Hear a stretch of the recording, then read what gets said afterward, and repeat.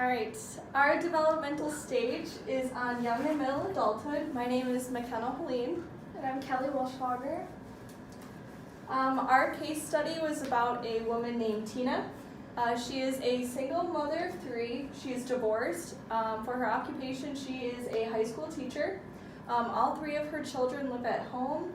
For one of her sons, she has taken upon the role of a substance abuse counselor. She is currently in a new relationship. She cares deeply about her physical appearance to the detriment of her family and her personal relationships. And she is experiencing body dysmorphia caused by her ex-husband's ridicule and emotional abuse. Some of the major themes that we noticed throughout the case study is that Tina has experienced emotional abuse from her ex-husband.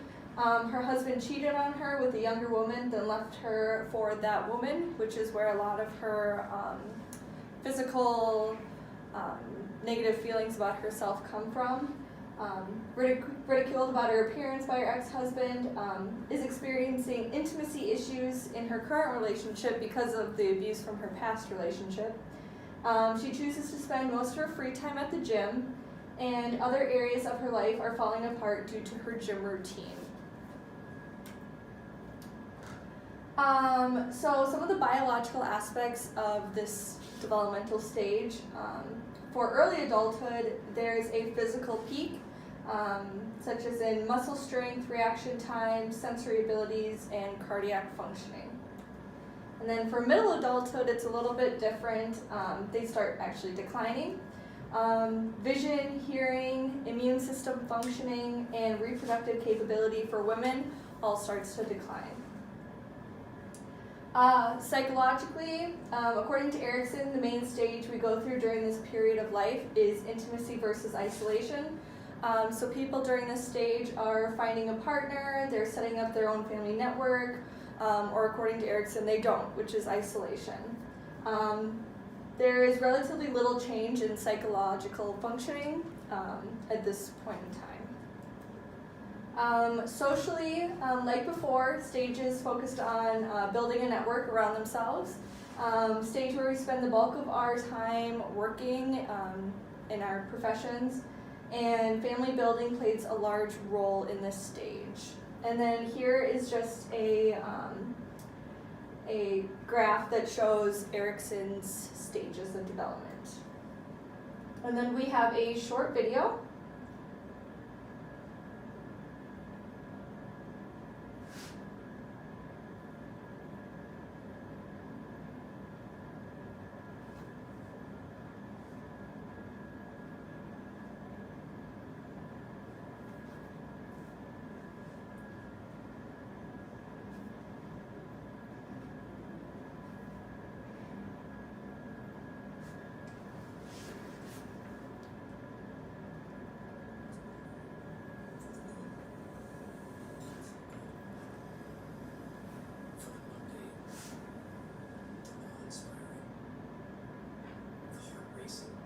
Oh.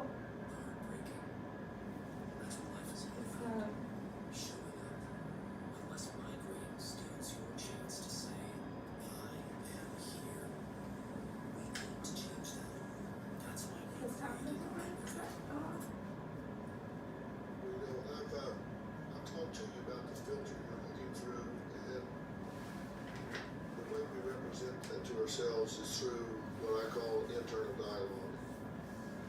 It's the self-talk that you have. And you have to understand, our speech is at 125 to 150 words a minute. Now, Robin could gust up to 200. It's 125 to 150 a minute. But thought-wise, we think at 1250 to 1500 words a minute. Now, let me tell you why that's important. Some guy, when you're 17, that you're dating could say, that girl's prettier than you, so I'm going with her. You're not good enough. They can say that to you one time, but you can think it at the rate of 1,500 times a minute. So think about it. You can say fatso 750 times a minute, 60 minutes an hour, 24 hours a day.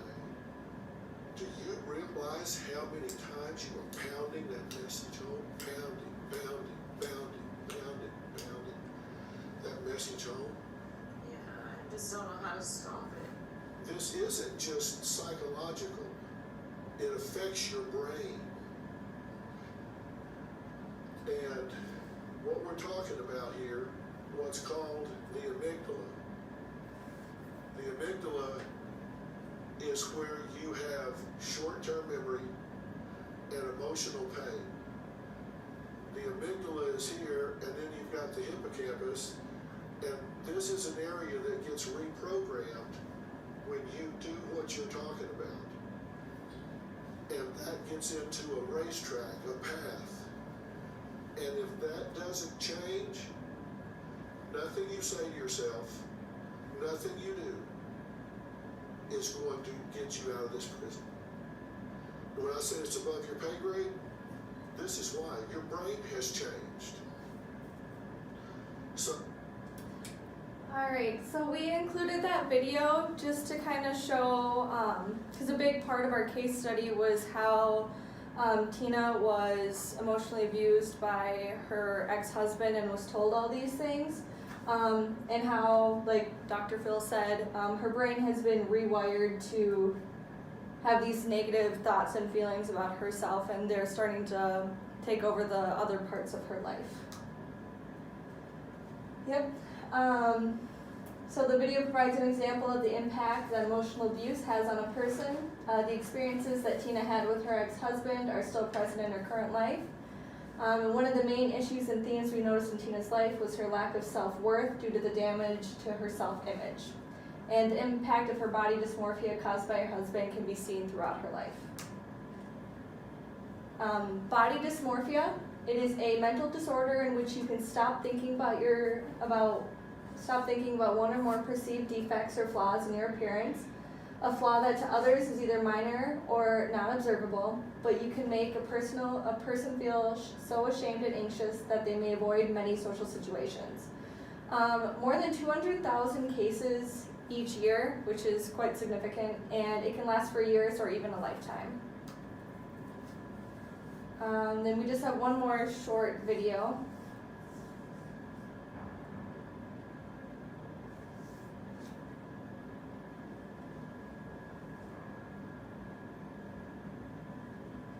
The medical community often refers to it as the desperate housewife syndrome, an increasing number of middle-aged women seeking treatment for eating disorders.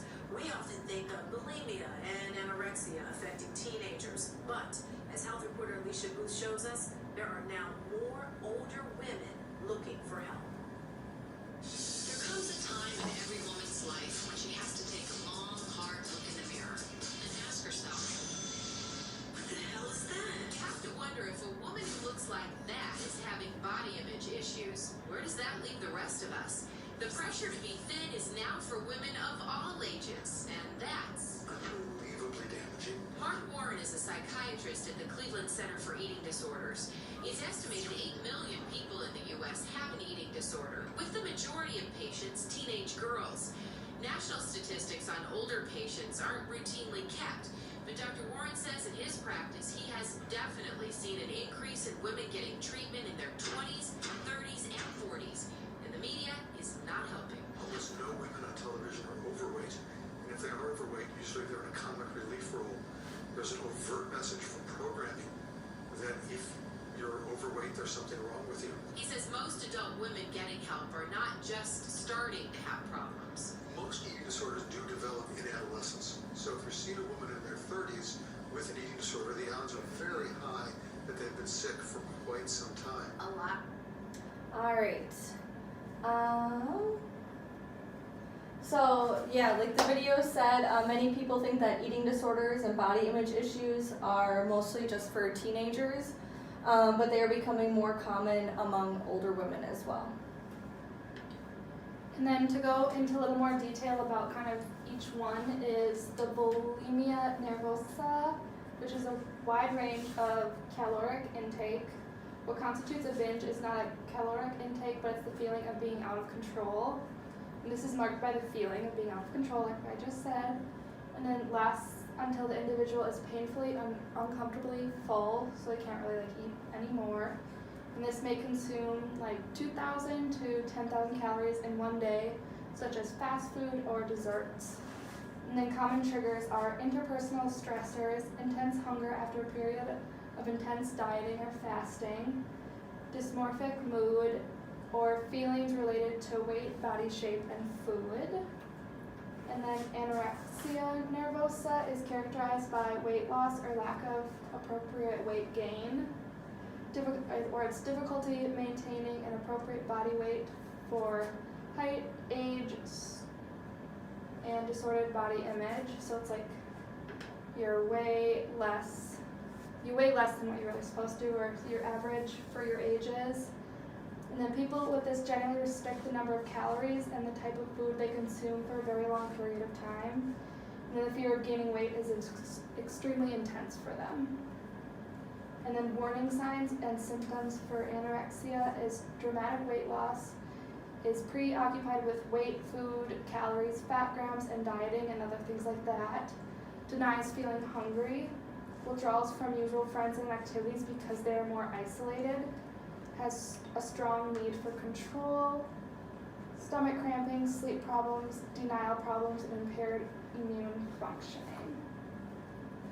And then binge eating disorder is a severe, life-threatening, and treatable eating disorder characterized by recurrent episodes of eating large quantities of food, a loss of control during the binge. And then binge eating episodes are associated with eating much more rapidly than normal, eating until feeling uncomfortably full, eating large amounts of food when not feeling physically hungry, eating alone because of feeling embarrassed by how much they are eating, and then feeling disgusted with themselves, depressed, or very guilty after they eat that much food. And then warning signs and symptoms for binge eating disorder is disappearance of large amounts of food, appears uncomfortable eating around others, fears eating in public, is frequently on diets, withdrawals from usual friends and activities, and eating alone out of embarrassment by the amount of food they are consuming. And then examples of cognition that we kind of learned within class, but just a few different examples that we came up with, was I'll show you what a great lover I am with force, whether she likes it or not, which the behavior is date rape. And then I'm going to pocket this deposit rather than putting it in the bank, which is embezzlement, by taking cash. And then I want that car, so I'm going to take it, which is car theft. And then I need money, so I will sell my body to get quick and easy money, which is prostitution. And then biological aspects, with just kind of in general, is the human development is important based on assessment of human needs, determine appropriate intervention, advocacy, conception, pregnancy, fetal development, which is the first, second, and third trimester. Some psychological aspects. They are unhappy with their appearance, they are obsessive or repetitive behavior, and daily covering up of disease. So then the social aspects is self-esteem is the positive self-image, and a self-esteem is very important for making a successful transition from childhood to adulthood. And then 10% of the population has an eating disorder, and 90% are young cases and adolescent girls, which, as we've seen in the video, it's becoming more and more young and middle adulthood, so like they said in the video, 20s to 40s. And then the three main types of eating disorders that we talked about earlier was bulimia, anorexia, and binge eating. And then this can impact daily functioning, interfere with your career, and create tension with family and relationships, and just generally affect your life. And then I did some research on resources that are in Minnesota, Wisconsin. The first one was the Body Dysmorphic Disorder Foundation, the Emily Program, and Rogers Behavioral Health. And if you're not at the stage to go to these programs yet, and you just want to talk to someone, reach out to a primary physician, counselor, therapist, or a trusted friend or family member. And then these are our resources.